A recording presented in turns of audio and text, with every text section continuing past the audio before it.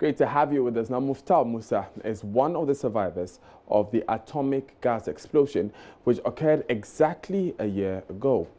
The gentleman, who is left with visible scars of the deadly incident which claimed some lives, says government is yet to compensate them. For him, money to undergo surgery to enable him get his physique back to normal has become a headache.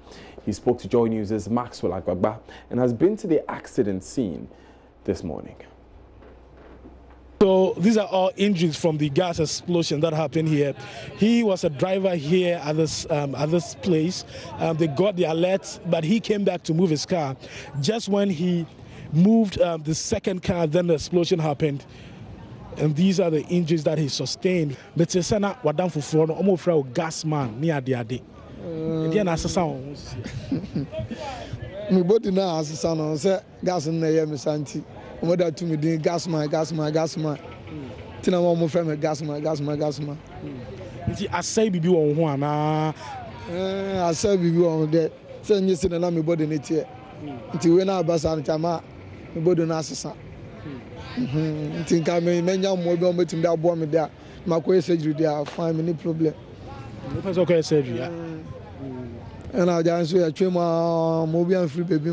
Okay, so I was asking him what has changed about his life after the gas explosion, and he's telling me that the burns that he sustained, and right now he's talking about getting some surgery to correct this. He says his friends now actually call him gas man. After the explosion happened, and then he actually survived it, but now they call him gas man at the atomic lorry station. And you see a Moabia and free baby amba. I don't TV for baby interviews.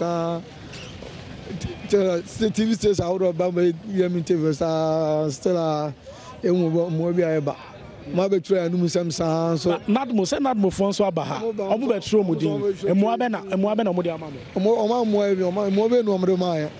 More short to dig a more than 1 year crying until they are course. Abana Magia, one person come on my Sabano Magia, so the idea. Could be some said, Dientina, Munya, Scabia, and Moabian Phoebe. It's a mending a train combisa, and beside, Sam baby or one of my dear child, and Kakubisa said, we're not happy, and then on my more and more than boy they are found. Okay. Well, he says after the incident, he spoke to a lot of media houses. They actually spoke to a lot of media houses, but it looks like no help is coming from anywhere. Not even the National Disaster Management Organization has actually come in to help them. He said they came here to write their names, but they've not received any compensation so far. So what has changed regarding ensuring public safety and the #NeverAgain campaign? Let's speak with industry regulators and get a sense of how enforcement and adherence to safety measures have improved after that incident. Annie Osabute is Communications Manager of the National Petroleum Authority. Annie, thanks for joining us. Hi, good afternoon. In the first place, since last year that Cabinet released that 9-point directive asking for action after the explosion, what has been done? Thank you very much, like I said again. Indeed, after the particular incident, and as you said, Cabinet directed the MP through the Energy Ministry to look at how we can implement the LPG implementation plan. And through that we have the cylinder recirculation model, or the policy, which is to ensure a higher safety. And once it came into effect, there was a need for us to assemble all the relevant stakeholders in the downstream sector, so which we have done. And also part of the components was also to engage the public to solicit their views as to which direction they want us to go. However, while we are still doing this, the authority commenced the risk assessment of all LPG refilling plants across the 10 regions of Ghana, which we have done. And in the process of this, we classify them into 3 categories. We have the high, the low, and the medium risk stations. What this means is that when the CRM is fully rolled out, stations that are of high risk per our classification and thorough checks that were done will be decommissioned, and they will be the points where they will just do their share distribute already failed cylinders to consumers. So that is where we are currently. There's also an ongoing engagement with the general public as well, like I said. Right, but Annie, why are we waiting till the CRM is fully operational before these high-risk stations are closed? Because if it's safety we are concerned about, then something could occur before this model is rolled out. Yeah, the CRM is a long-term thing. But like I said, for the interim, we did an assessment of the various LPG refilling plants across the country. So as we speak, for example, we know which stations are of high risk and low risk. Now, apart from that, we also run a training program for the station owners and the fuel attendants themselves, as well as the LPG tanker drivers and their mates, because you need a specialized skill to be able to drive some of these vehicles. We also work with the National Fire Service, for example, in a sense that at any time that an LPG tanker has to discharge at one particular station, we need a fast service tank or vehicle around, just in case anything should happen. So these are some of the interim measures that we have taken.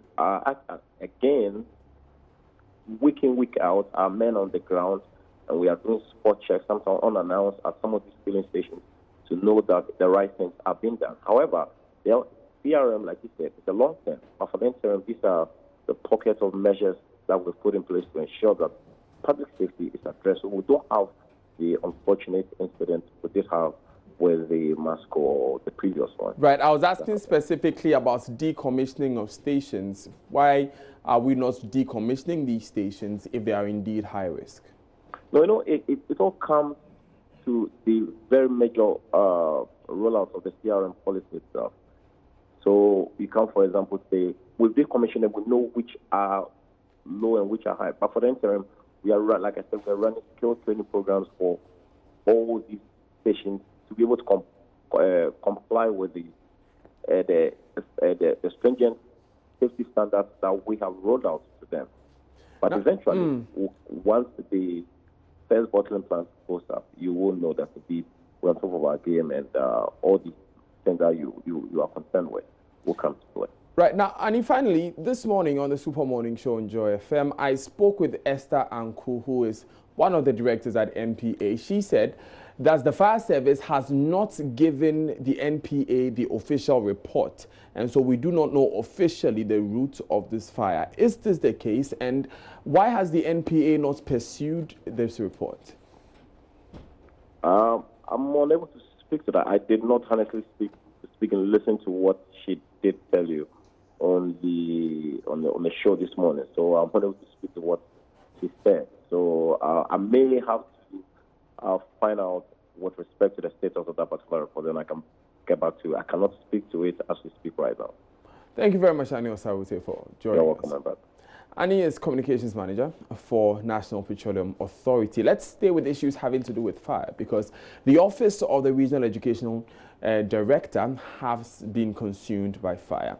The fire, which started yesterday in the evening, also destroyed some nearby offices in the Ashanti region capital of Kumasi. Now, the cause of the fire is not clear, but fire officials have cordoned off the entire building pending investigations. Joy News' Erastus Asaridonko visited the fire scene this morning and joins us on the phone with more. Erastus, tell us what you saw this morning at the gutted office of the Regional Education Director.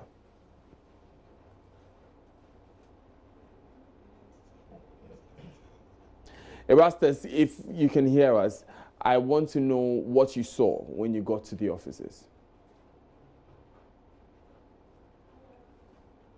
Right, Erastus, are you there?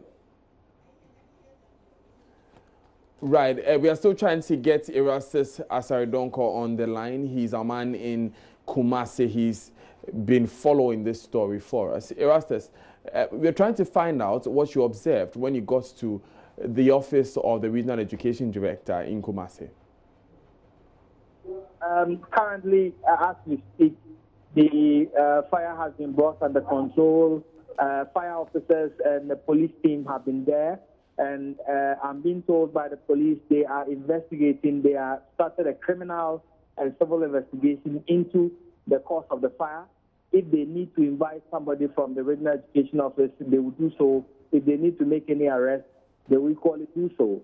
I was trying to find out if they are considering arson as a working theory, but I was told that anything is possible at the moment.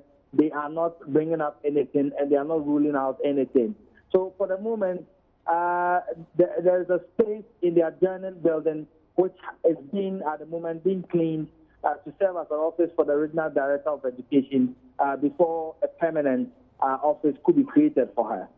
So have you spoken to the director herself, and what has she been telling you?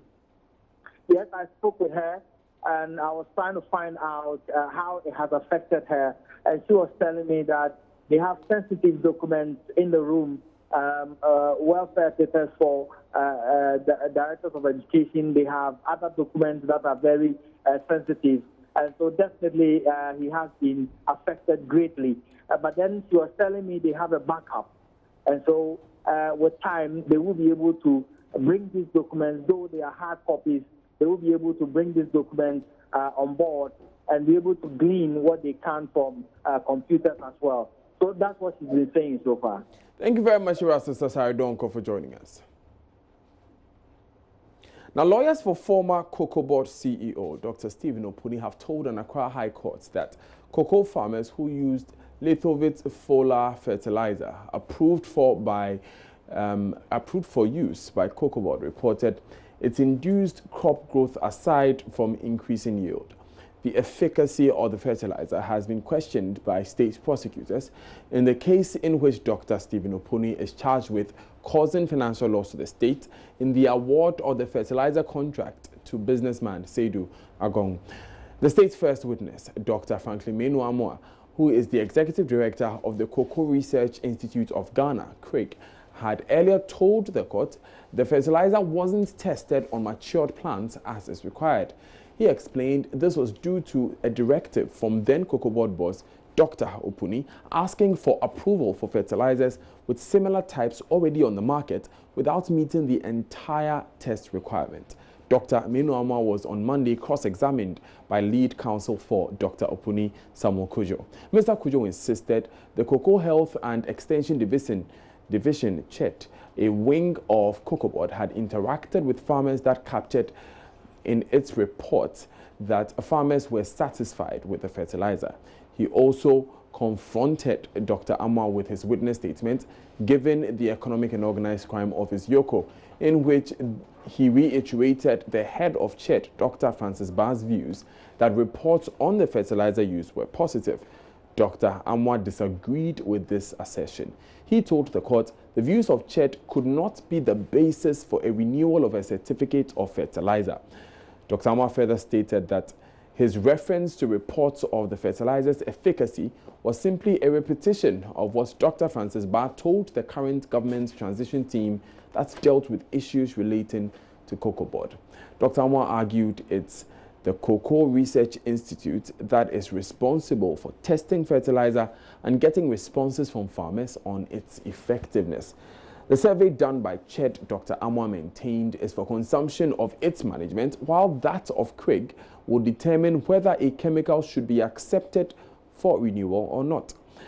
The former Cocoa Board CEO and CEO of Agricult Ghana Limited, Seydou Agong, are facing 27 charges, including defrauding by false pretense, willfully causing financial loss to the state, money laundering, corruption by a public officer, and contravention of the Public Procurement Act. They have pleaded not guilty and have been granted a 300,000 Ghana cedi bail each.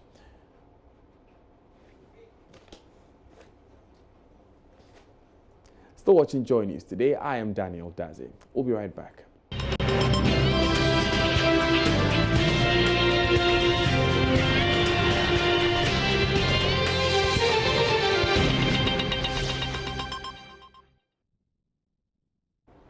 Thanks for staying with us. Now, President Akufo-Addo is defending the construction of a national cathedral, saying it remains a priority among other priorities.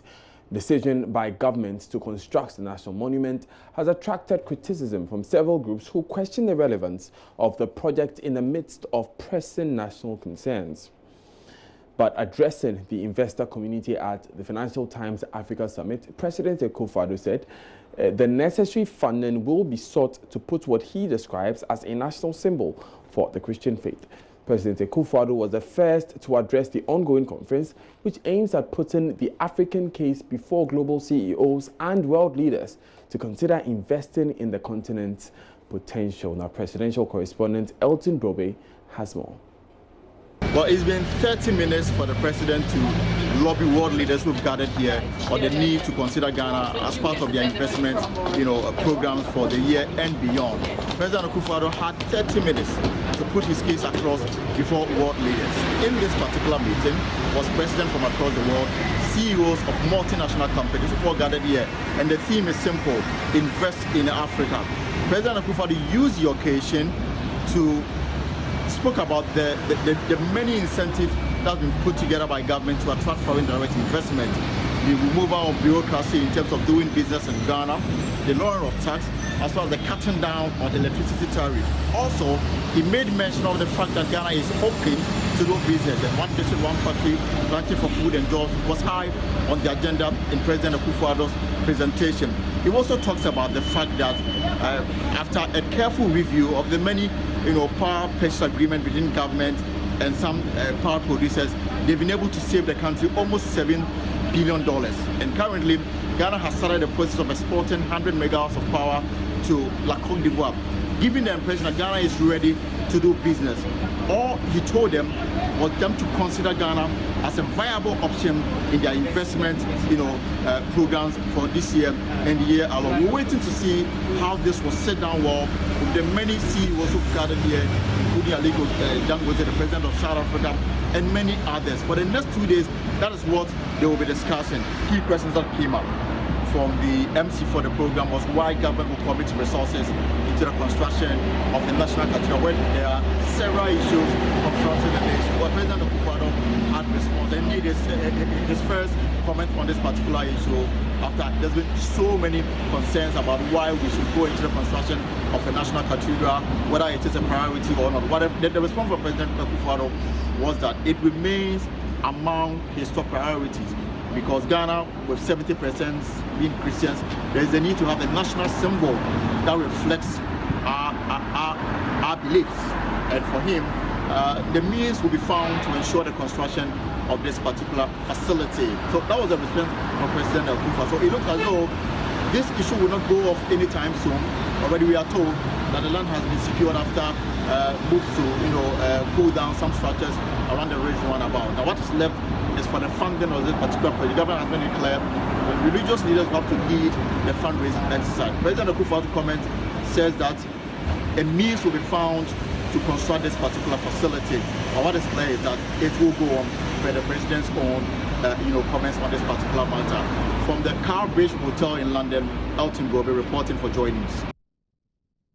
Now, though the ILO had a convention since 1935 prohibiting the employment of women in underground mining, many countries which initially ratified it have since denounced it. Ghana is one of such nations which has allowed women into its underground mining operations. Some women have taken advantage of this situation and gone into this classically male-dominated area, being sunk several feet into the belly of the earth, working as leaders of their shifts in the core mining operations at Golden Star Resources.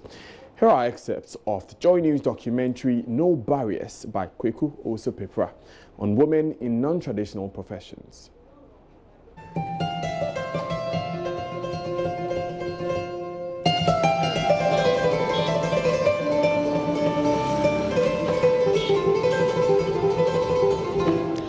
According to the World Economic Forum, it will take 118 years for women to have the same career prospects as men.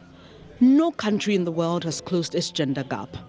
Even as female leaders steer multinationals and major economies, the reality is a working world which still excludes, underpays, overlooks and exploits half of its available talent. women have increasingly become more involved in the workforce following World War II. Paid employment of women has shifted from primarily traditional female-oriented jobs like being a nurse, teaching or offering catering services to more non-traditional and previously male-oriented careers like engineering, mining, construction, among others. In some cases, occupations have already been labelled as male or female-oriented, and strong forces act to keep those gender assignments, with the underlying thought that it's still a man's world.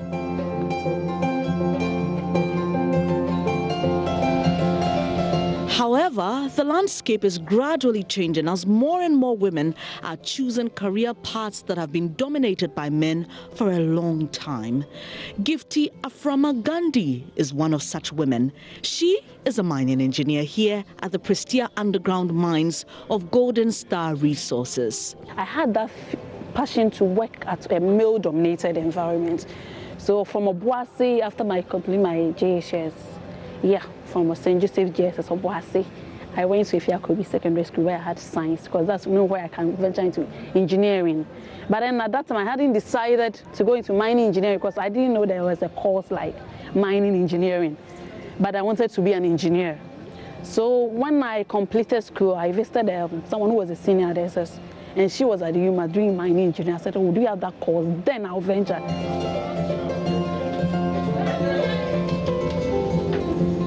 Working in the mining industry is quite a challenging choice and requires stamina and passion to be successful.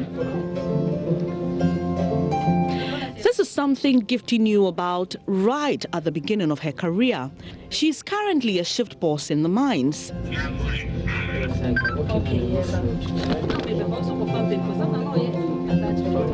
Gifty leads a crew of 20 men who are sunk almost a kilometer deep into the belly of the earth to mine gold.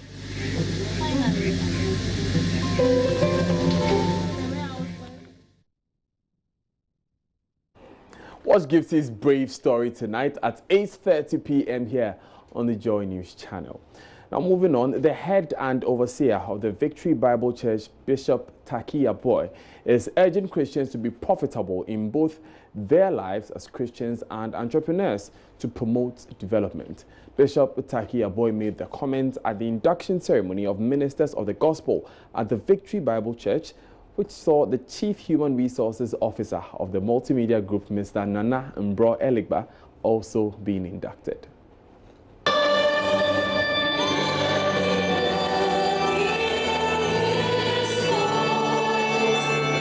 Thank you. God bless you. Thank you for your loyalty and dedication. God bless you. One after the other, deacons, deaconesses, ministers, and lay pastors were inducted during the grand induction service of the Victory Bible Church Dominion Sanctuary here in Accra.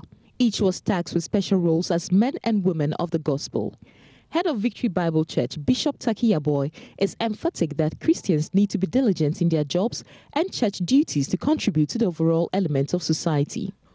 If you are an entrepreneur, you must be able to realize that it is God that gives us ideas to implement. One of the challenges and one of the problems we're having is when people think that it is by going to school and by being industrialists, then they'll be able to create things without realizing that it is God who gives us that wisdom. So our vision is to fuse the two together. And just like you are expected to make profit in the corporate world, in the same way, when you do things for God, God expects you to also profit and help mankind and make life better for people.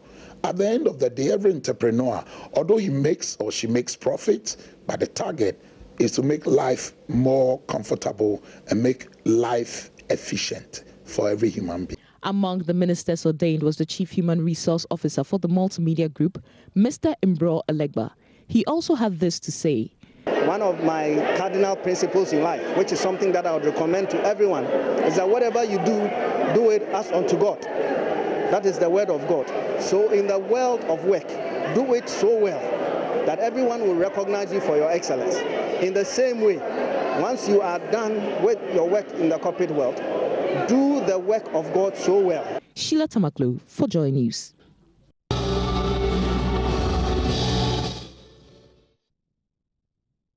Congratulations to Nana Nro Elegba on his induction.